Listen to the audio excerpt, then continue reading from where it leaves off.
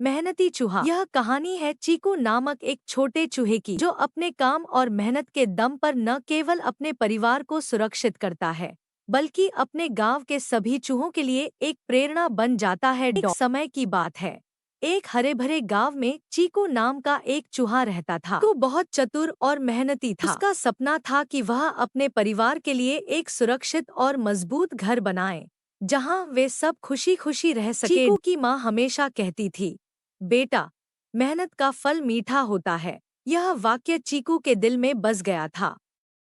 एक दिन उसने ठान लिया कि कर सकते हैं।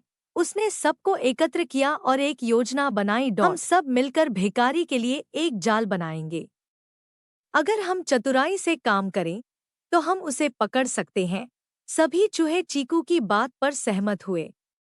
उन्होंने अपने घरों से चतुराई से मिट्टी, तिनके और रस्सियां इकट्ठा की।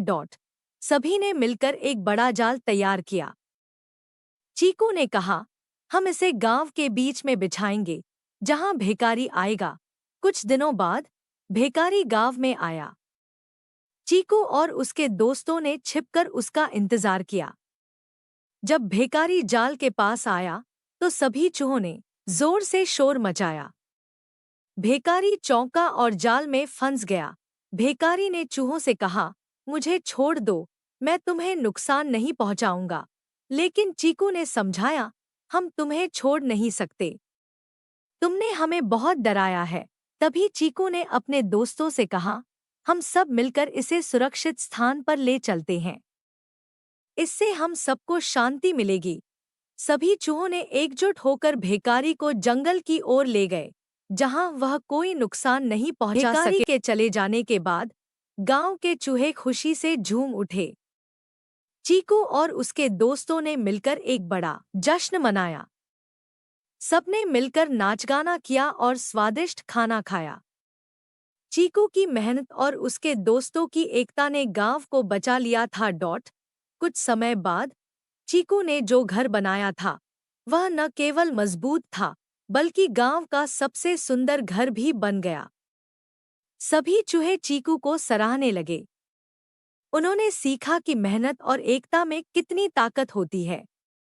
इस कहानी से हमें यह सीख मिलती है कि मेहनत का फल मीठा होता है।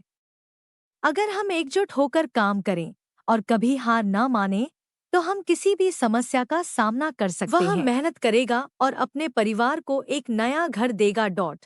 चीकू रोज सुबह सूरज निकलने से पहले उठता, खेतों में जाकर अनाज इकट्ठा करता, छोटे छोटे तिनके और मिट्टी लाता। वह अपनी बिल को मजबूत बनाने के लिए दिन रात काम करता। लेकिन चीकू को अकेले काम करते करते कभी कभी थकान महसूस होती थी। तभी उसे एक आइडिया आया।